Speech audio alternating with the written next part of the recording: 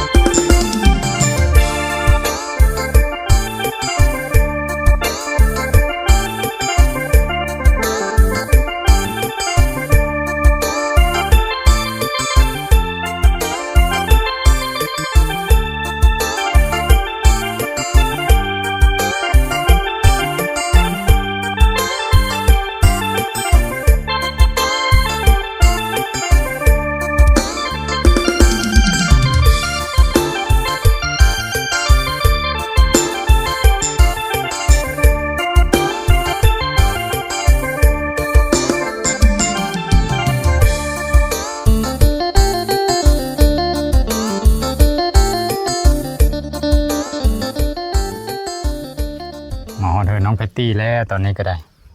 สุภาพซื้อปลาหมึกมานำได้2 โลส่วนช้างซักมานำมานี่ก็ได้มากินข้าวแกงไหมโอ้แนวเฮ็ดน้ำจิ้มซีฟู้ด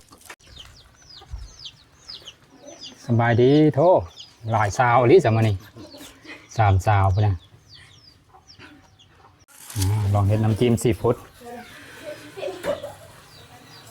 ลองชิมน้ำจิ้มซีฟู้ดสาวบ้านบุ่มก้อนบัดนี้ผู้เลิศเป็นน้องแพตตี้นะผู้เลิศ แนะนำตัวนี่แม่ผู้เลิศเป็นเพอก้อยคือน้องแพตตี้บ่สาวแพตตี้แล้วคือผู้นี้สาวโน่ผู้นี้ได้จ้ะผู้นี้ผู้เลิศผู้นี้สาวน้อยลองข้าวนำสาวบ้านบุ่มก่อนสั่งซักลุยเลยได้สั่งซักน่ากินเลยลองกินข้าวกินพยาบาลหายนี่แกงปลานั่นน่ะแกงรู้ไหมน้องแพตตี้แกงรู้ไหมมาฮอดละเทงกว่าแล้วพ่อพี่น้องเอ้ยน้องก็หิวข้าวล่ะมันก็เลยประเดี๋ยวกินแกงรู้ไหมเสื้อผักคะแซ่บก่อนตอนเที่ยงโน่ดีกินข้าวเทงแล้วก่อนยังกินดิ้นปลาหมึกนะเนาะตัวน้องไปตีหอนกระมูอ้อล่ะแกงเอาไว้เนาะแกงเอาไว้มันหอนที่อยู่กับไฟตลอดอยู่กับไฟมีพ่ออีตอนเทงอีหอนซ้ำนั้นก็ยังมีพ่ออีสังกะสีอีพี่น้องลมก็ยืดเพิ่มหลายปัจจัยมันเฮ็ดให้หอนอากาศก็อบอ้าวนำทำท้าคนจะตกนี่ผู้เลยตกกาละ3 สาวนี่นะยังเดี๋ยวไปตกตกเสาสนุกเลยตกเต็มเสานี่มาไม่ทันซ้ำสาวแพทย์พันล่อฝนตกฝุ่นประเฮินตัวนะฝนตกหลายๆก่อนบ่ยังตกกามื่อนี้เป็น8 2 หนจำปีนี้นอกับหน้าโน่นเนี่ยนี่หน้าโน่นน้ำโท อย่างนั้นสาวเซโนก็มีหน้าโนนบ่นี่ มัน สาวนั่นได้สาวสน้อยได้สต๊อกแล้วยัง ตัวแล้ว น่าหน้าเคอๆนี่บ่สน้อยนะ ไก่ น่าหน้าไก่ว่าจะไปก็ได้ โอ้คักนอนเนาะ ออกมาแล้ว นะฮะเป็นแต่แซ่บก็ดอนี่เบิ่งเนี่ยนะฮะผักขากับเขียวลืมอยู่แซ่บได้แบบนี้รู้ไหมผู้เลิกไปหานะแพท แหมเอามา แม่ แหม เอา ไปให้ อืมอยู่ไหผู้ได้ยังมีเนาะอยู่แถวกระเคอนี่มีบ่รู้ไหมนะ บ่ โอ ไป เค หาแถวหายพระเจ้าละ น้องก็กินข้าวแล้วกันยังว่าเดี๋ยวไม่พี่น้องแต่ก่อนนั้นเราค่อยมาถ่ายคลิปน้องแพตตี้กับน้องโน่เนี่ยซุมเปิลตักน้ำมันนี่จะมีผู้ใหญ่ใจดีโอนเงินให้น้องแพตตี้3,000 บาทค่อยก็เลยเอามาเป็นเงินบาท 2,000แล้วก็เงินกีบแน่1,000นั่นแหละเป็นเงินกีบเพราะว่าเขาสิได้ฮักเอาค่าธรรมเนียมมานำ1,000 ละ20 บาทตอนนี้มอบน้องแพตตี้ก่อนกินข้าวกินน้ำแล้วล่ะครับเงินมีห้อยยิ้มก็นี่ก้อนยังไปเฮ็ดแนวอื่นต่อเขาก็ได้อืม เข้าใจ นับบ่ได้ครบบ่เงินกีบเนี่ย600,000ทะเลบุ โอเค 600,000กับ40,000บ่41,000กีบ เข้าใจ โอเคขอบใจขอบคุณผู้ใหญ่ใจดีเพิ่นตอนนี้เราประเดียวไปเฮ็ดกินปลาหมึกแซ่บๆก่อนเนาะไปสิหมึกฝีมือซุ่มโตว่าผู้เลอเราเคยเฮ็ดแน่ ปรึกษาเดียวหั่นละผู้เลอมีท่านเคยเฮ็ดก็มีท่านเคยเฮ็ดจักเทื่อบ่น้ำจิ้มพี่เลอว่าเขาเอิ้นว่าน้ำจิ้มส้มแจ่วส้มบ่แถวบ้านเฮา แจ่ว ผู้ ต้ม ผู้ซอยปลาหมึกก็มีผู้เฮ็ดน้ำจิ้มก็มีเฮ็ดแจ่วก็มีหลายคนอยู่แล้วไว้อยู่ดอกซอยเดียวเฮา เฮ็ดเลยวันหมอน น้ำแข็งละลายละฮอดบ่เนาะ2 โลเนาะซื้อมาสิ2 กิโลพุ่นแหละ ล้าง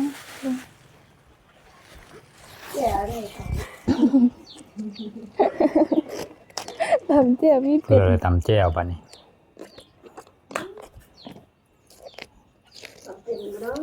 เพราะจำเป็นอันนั้นมันผักกะหล่ำมันน่ะมันนุ่มบ่เนาะ ตอนซื้อมาอยู่พุ่นเสร็จปุ๊บดีๆนี่นะ กินรสเด้ เอาเสื้อรถเนี่ยมันกระท้อนได้ซะมันจนซ้ำหมด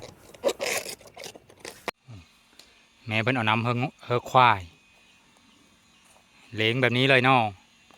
เลี้ยงอยู่ในเฮิร์เลยแบบนี้นะโง่เพิ่นนะกับควายแน่ตอนนี้ก็คืมฝนแล้วทำท้าฝนจะตกล่ะนี่พี่เลยพี่พ่อบ่เด้อ พ่อเยอะเคยไข่ค่ะละ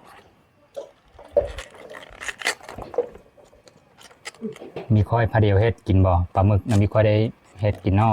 บ่บ้านนอกเนาะ บ้านเนาะเราว่ะ กูเคยเอ็ดเลย โอ้เสโซนแล้วมักกินสุเพิ่นบ่ กินตลอดนะ กินตลอด แต่แบบอาหารทะเลจะมีตะเลย โขกุ้งปลาหมึกนี่ล่ะมีค่อยได้กิน สิเจอไหม มันอยู่ไกลทะเล ฮ้อนเลยนะ เตาไฟแล้วก็คักไว้นี่ ให้ไปล้างพักก็ติ้งนี่ เอากระซ้ำในรถเฮ็ดกระซ้ำย่อมกระซ้ำอลูมิเนียม อันผักหอมนะล้างห้ามเสื่อม มันไม่มีแท็กซี่ตำเท่าหะมัน 2 โลซ้ำสิกินเนาะ2 4 6 8เคยไผ่กันละหอ หลายคนเต็มได้นี่พ่อแม่น้องแพตตี้กินน้ำหรือว่าเบียร์เป็นกินน้ำกระยาบอก พ่อแม่ตัวน่ะ นี่อันก็ได้ ฮะ กินแล้วก็ได้ เยอะ บ่แบบรายได้คิดดิ บ่เห็ดว่าจะโลกไปสิเนาะ จริงจัง มันก็แบ่งกับเบิดน้ำมาละแพตตี้ว่ากินแต่ห้าวก็ได้ยันว่าจะถ่ายคลิปยันพ่อแม่เบียร์พ่อแม่ห้าวน้ำความหมายของน้องแพตตี้ก็ได้ เห็นหมดก็ได้กันถ้าเพิ่นพร้อมเห็นก็ได้ระดับ2 โลแล้วซ้ำสิกิน หรือ ซื้อมาเพิ่มเพิ่นนำแล้วก็ได้ซิมปุระตอน2 ตอน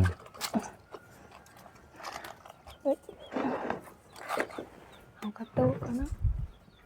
น้องแปตตี้ว่าซุมเฮามาสาโพดกันทำไมมีมาสานี่ เห็นตอนซุมเพิ่นเฮ็ดกินแกงลูกไม้นี่แห้งคักเลย หน่อไม้ได้แบบงามๆนะ นั่นไม้งามๆนี่งามคือเจ้าของนั่นแหละล่ะเว้า งามคือน้องแพตตี้นะบัดเทอหนาเราพาไปหาในเด้อ อืม มา ประ เทอห มา นา ณ2-3 มื้อนี่แหละแถวไฮได้แบบ2 เธอละหา เออ บ้านนี้ก็หานี่ก็หาอีกอยู่ไฮ แบบ2-3 มื้อไปหาเทื่อนึงแล้วมันอ้อหลายนั่นบ่ อืม ไปหาซุมื้อมันก็อ้อมันมีทันแน่เนาะ กับบัดนี้ผัดเอ็ดโฮแล้วโฮไฮนะ อืม แต่เก่ายังมีเอ็ดโฮแบบไปแต่มีทันโง่ตอนเช้า โง่กิน อืม เดี๋ยวมันสิทันผู้อื่นเอาผู้อื่นก็มาหานำอยู่บ่ หากับพร่ำพอดีแบบหน่อไม้มันอ้อหลายแล้วฝนตก อ๋อผู้เลิกก็หาอยู่หน้าเพิ่นก็ได้เนาะ อืม มันหลายเลยเด้ฝนตก5125แล้วเรื่องแนวอยู่แนวกินแถวบ้านนอกบ้านนาซุมเฮาก็เริ่มหาง่ายแล้วบัดนี้ ตอนอึ่งเมื่อกี้นี้ได้กินน้ำอยู่ว่าตกอะ ได้ล่ะ แน่นอนอยู่แล้วแถวบ้านนอกบ้านนาแต่ว่าสู้ในเมืองเขาไม่ได้เขารับอันแนวแซ่บๆแล้วเขาได้กินก่อน เนาะ แต่เก่าคิดว่าอาหารบ้านนอกอันในเมืองน่ะคือเลยไม่ได้กินแล้ว เขาได้ บั กิ ด น ไปเพิ่นเอาแล้วเฮาเฮ็ดละโงกบ่มีทันได้กินนี่ไปตลาดในเมืองนี่ป้าสุรูสาบลาบอยู่ คนในเมืองเราได้กินก่อนอาหารแซ่บๆแถวบ้านนอกก็ได้ เพิ่นก็เอาเฮาไปขายคนมีเงินพุ่นแหละเพิ่นก็จะได้เงิน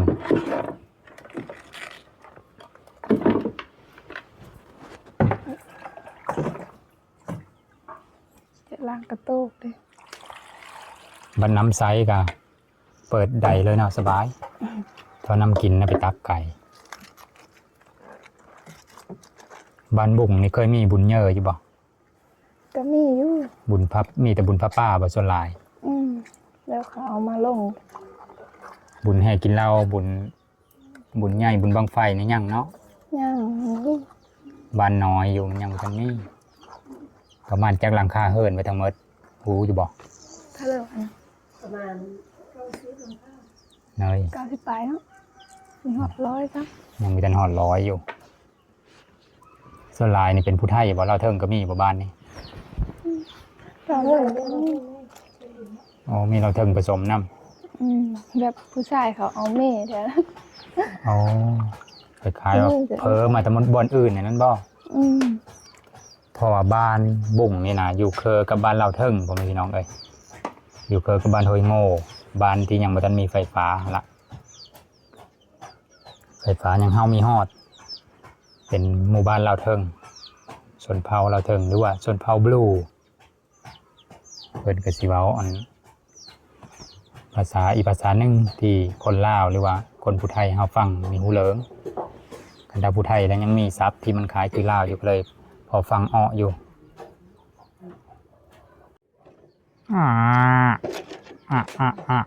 เชื่ออีบอก โอ้แล้วล่ะ น้องแปตตี้เฮ็ดผักกะหล่ำเลยเสิร์ฟกระโตกแล้วเรียบร้อยละโละปลาหมึกบัดนี้หั่นก่อนละเนาะ อืม โอ้แซ่เฮ้น้ำแข็งละลายก่อนบ่ มันยังมีละลายนะยัง ติดเดียวอยู่โอ้ย น้องโน่ก็กำลังเฮ็ดน้ำจิ้มซีฟู้ดเป็นอะไรคืออยู่บ่ไม่คือ เคยเป็นที่ อ๋อหลายไปนะบ่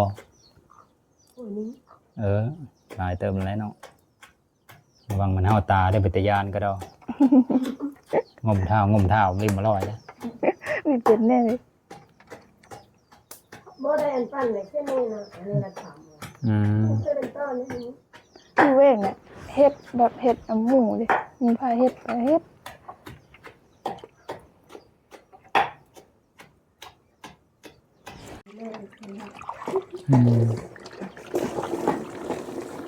เสิร์ฟไว้แน่ละฮะนะ เสือเพียงที่กูไปโน่ อ๋อ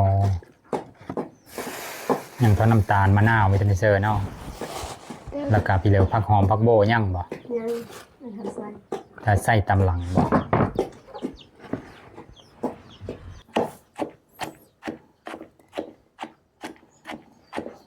เฮ็ดเพื่อเป็นอะไรล่ะ หืม มันนานแล้วบอก มันนั่นแหละมันต่ำไปพื้นไปพี แต่ละเธอก็ซุ่มโตครับประเดี๋ยวเฮ็ดอยู่เฮ็ดกินแบบนี้อยู่บ่กินโฮมเดียวแบบนี้อยู่บ่ กะเคยอยู่2-3เทื่อ ส่วนหลายกินไปเลยส่วนหลาย ส่วนหลายกะกินตำมะฮุ่งบ่เสโซนบ่ อ๋อส่วนหลายกินเซโซนวัยรุ่นนะเนาะมักขนาดบ่เซโซนนะ มัก สุดเท่าเลยเซโซน สุดเทเลเพชรจักเทเลลืมละ ประมาณมีเกิน200,000นี่เนาะเดี๋ยวจากมื้อกินเซโซนจ้ะกันถ้าอยู่เคยซะมาดินน้ำน้องเขาดุๆแล้วก็ประเดี๋ยวซื้ออยู่ซื้อกินเฮ็ดกินน้ำดุๆอันนี้อยู่ห้างเดียวเติบ20กว่ากิโลกันถ้า FC อยู่เบิ่งก็อยู่ไกลสำเร็จก็มาได้กันถ้ายอดวิวดีๆเนี่ยก็ได้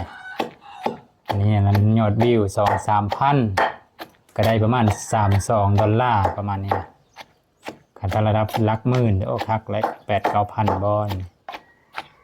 คลิปละ$10ก็ยังไข่อยู่ได้ ให้อันผักนะซอยนี่ซอยลากระตัง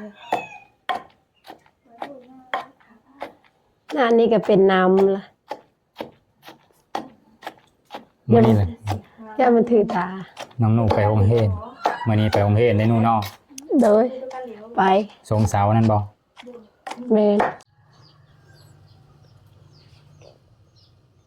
ก็เลิกเขากะเอาแต่สิ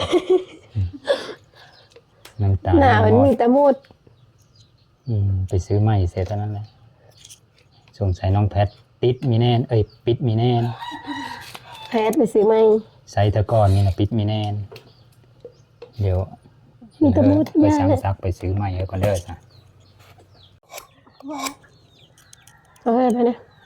เด็กบลอน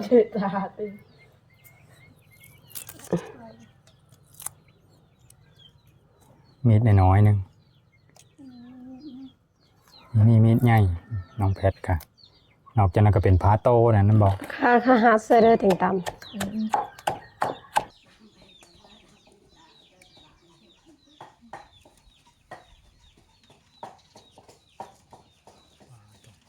ตัวมันแซ่บแล้วกระดูกมันยำกลั้น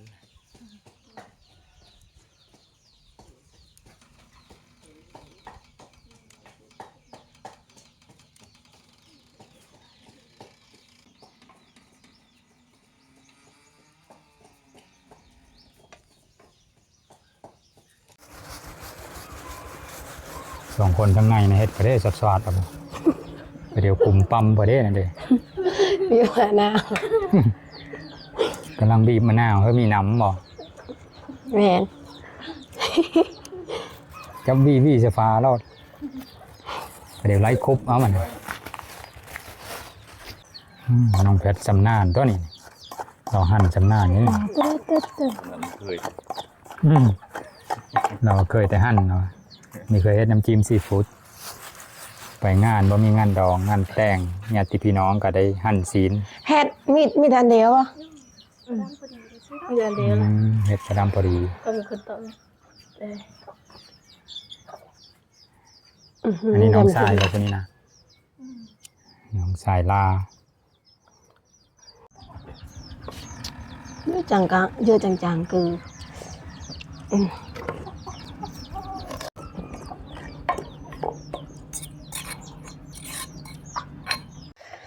โอ้พานแล้วหนูพานแล้ว ได้กินน้ำจิ้มซีฟู้ดฮอตปีแล้วไปพี่น้องหอมห้วยฮอตปีละฝีมือน้องหนูกับน้องน้อย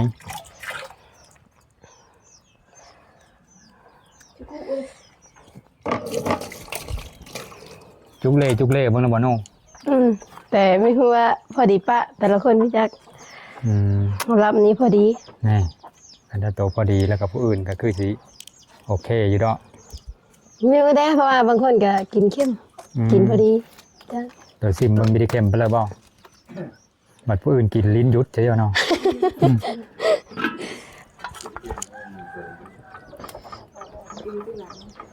น้ำจิ้มแล้วอันนี้ปลาหมึกกัดลงน้อยนึงเขาเดี๋ยวก็ซุกใครเนี่ยแต่มันซุกไวปลาหมึกนะผู้ใหญ่ใจดีเพิ่นมานำ500มาเฮ็ดอยู่เฮ็ดกินซื้ออาหารกินน้ำเดียวเพิ่นว่า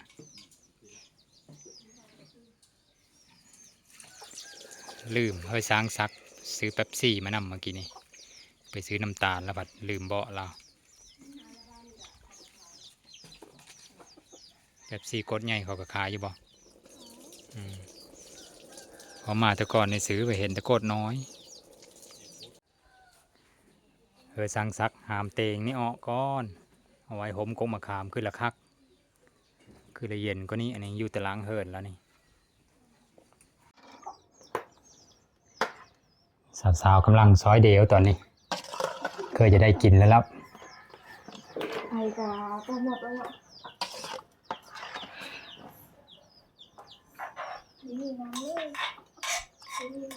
บ่มะนาวน้อง แก้วลายโอเคเอาคุยกินแต่ตอดไหมละ เอาจนซบโปลกปกมาเป็นอะไรเลยมันหูแบบฝีมือพูดเลยเพชรจำเลยมือสนุนแล้วเนาะน้องไปตีหั่นปลาหมึกสนุกับสน้อยนะเห็ดน้ำจิ้มซีฟู้ดเห็นสร้างซักซิมเมืองพานเลยหรอวะคืออยู่หันอาหารเลยหรอวะโธ่ไม่ธรรมดาได้ฝีมือสนุนี่ขนาดพี่ท่านเคยเฮ็ดได้ไหน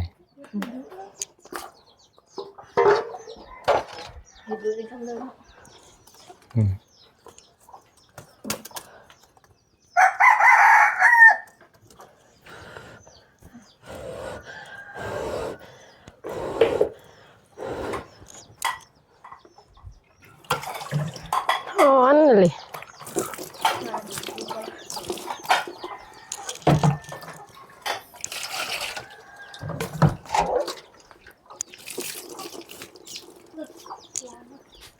น้ำก็มืดละ ได้ใช่ไหม ส่วนในก็ฮอดดำให้ดำหน้าเนี่ยก็น้องโน่ครับไปรับจ้างดำหน้าอีกแล้วได้ไปบ่ปีนี้ ชอบเบิ้งคันไปได้ดำงาเขาเจ้าง่ายกับไป ไปหาเงินแล้วเนาะได้ข่าวว่าเขาจ้างแพงกว่าปีนี้นะจักแสนโน่ มือหนึ่งมือละแสนมั้งหรือว่าเท่าไรเนี่ย150,000บ่ 150,000เจอเขามีไปเพื่อเลย150,000ถือโพด 200,000บ่ ต้องได้รับ250,000 280,000พุ่นแหละมือหนึ่งพอเงินมันเฟ้อเด้เงินมันมีค่อยมีราคาไปเลยแล้วกับเศรษฐกิจโลกเป็นแบบนี้นี่แห้งคักเลยผู้เลิกกับมีจ้างอะไรคันที่มีเงินหลายอีมันจ้างแพงเลย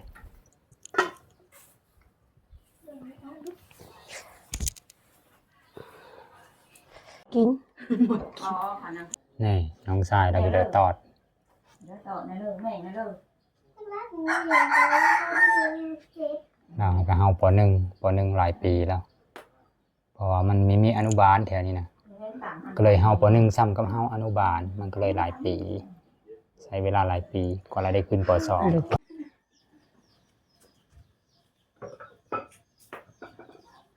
ตอนนี้เอาฟืนมาเพิ่มอีกมันนั่นฟดกระดอโอ้โดนนั้นก็พดและกระดอนี่ลุกกระดอคันถ้าปกติตัวก็ไปให้ไปหน้าบ่แพทหรือว่าฮอดยำให้ยำหน้ายังไป ก็ไป เฮ็ดเพิ่น อันนี้นะอยู่เลี้ยงควายมื้ออื่นก็ไปหน้า ที่อยู่นี่ก็อยู่เลี้ยงควายเพราะว่าทั้งโง่ทั้งควายอยู่ในนี้เนาะเขาไม่ได้เอาไปหน้าบ่ ฮอดยามเลี้ยงเลย เพราะว่าเริ่มตกบุงตกกาแล้วก็เริ่มเลี้ยงโง่เลี้ยงควายแล้วบัดนี้ อยู่เพิ่น2 มื้อ ส่วนหลายไปหน้าเนาะ ไปให้ เฮ็ดไปแน่ไปนั้นหายไปหน้าจ้ะ เสยหญ้าซับหุ่นแถวให้ อ๋อคำว่าซับหุนนี่คือปีเลยวะ ซับหญ้าเลย ซับยาเด้ออันนี้ถามยันผู้ที่เคยได้ยินซับนี้แล้วเขาอาจจะว่าในใดเนาะซับหุน เขาไม่เข้าใจ ยันเขาบ่เข้าใจก็เลยถาม แบบมันปุ่งมันเยอะเลย ยาที่มันโป่งตำลังแล้วก็เอิ้นว่า เสียหญ้าหุนซับหุนเลิกเราจะสวัสดแล้วนะ มันโพดแล้ มั วน ปูนบอกซุกแล้วสวัสดีปูนล่ะมันฟดอีกน้อยนึง ก็น่าก็น้ำเลือดเต็มเลยแบบนี้สิ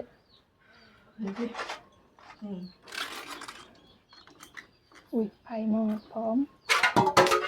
ไผ่หมอดพร้อม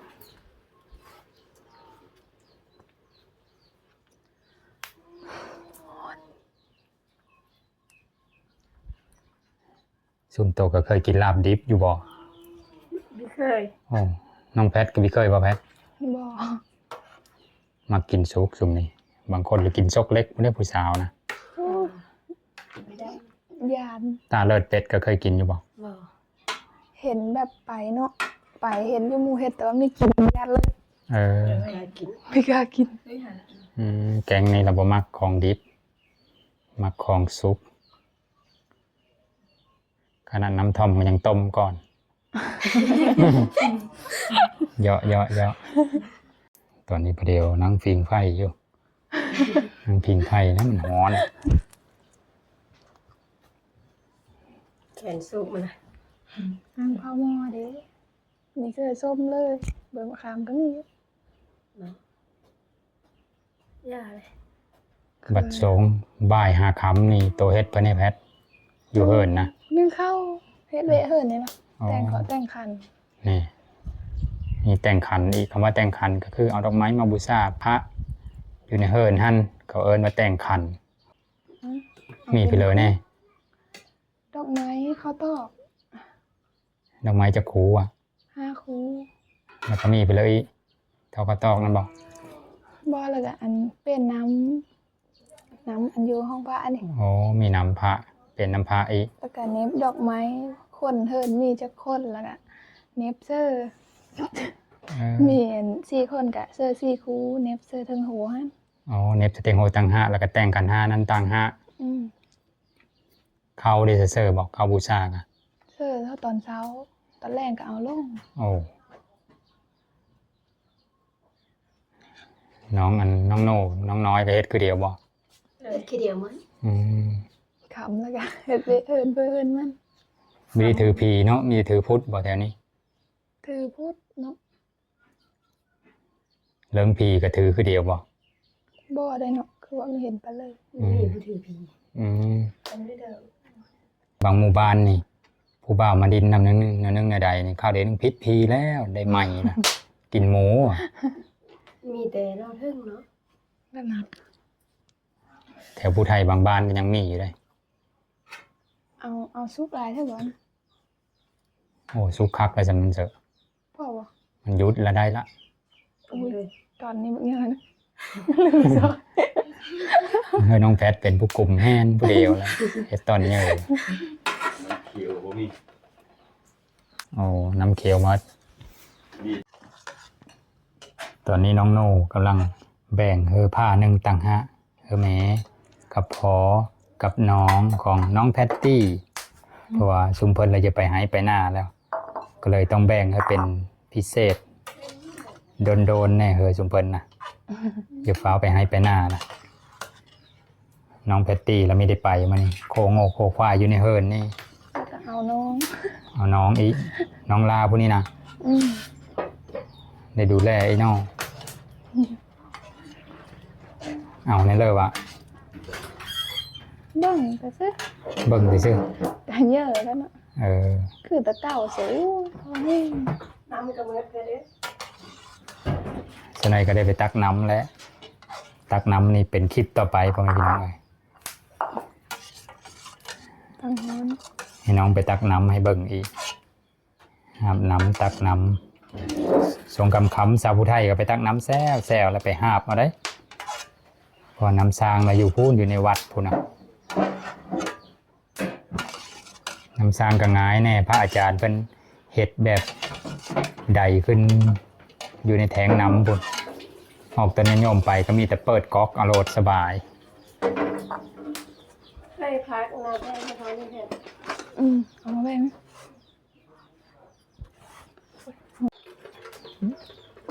อนนี้พร้อมกินแล้วพ่อพี่น้องเอ้ยน้องน้อยไม่คืนน้ำลายนะน้องน้อย มีแล้วจังเถอะ แล้วแล้ว น้องน้อยมาย้อนเสือกันแน่นั้นได้น้องน้อยว่ะผู้เจ้าคืนน้ำลายกับเอาเสือโม่ บ่แม่น่ะปะไว้ไหนนี่ก็มันไม่มีบ่อนนั้น เฮาบ่นังเนาะ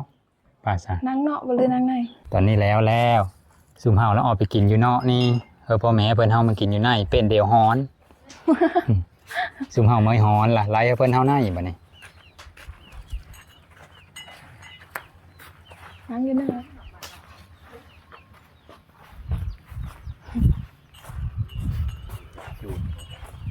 อยู่ไหนฮะแม่ บรรยากาศดีทั้งเนาะนะ เย็นได้บัดนี้เถอะ เนเตอร์โกมะขามนี่โยมันก็คักแล้วหนังดินอยู่นี่กันถ้ายามฝนจะมีได้บงหารตกซะได้เนาะ อยู่ไหนคุณแม่จบกับ ตอนนี้ให้น้องโน่เสิร์ฟน้ำเย็นๆก้อนผู้นำบรรยากาศบริเวณเฮิร์นน้องแพตตี้กับคักๆมาพี่น้องเอ้ยอันนี้ก็คือบ้านบุ้งหรือว่าบ้านดงคันค่ำเมืองอัศพรแขวงสวรรณเขตเด้อ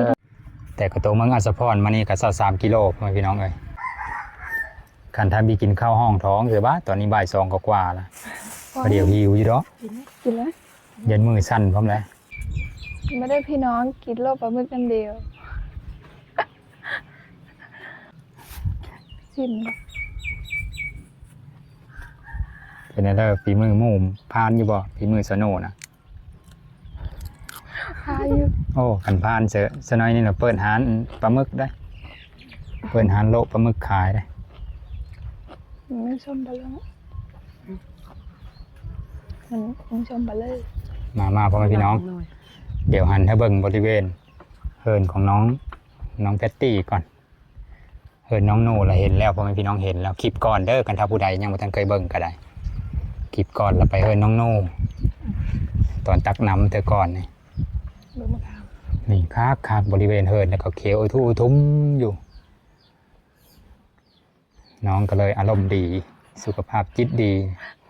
บริเวณเฮิร์นเขียวทุ่มอยู่ป่าไม้ก็ได้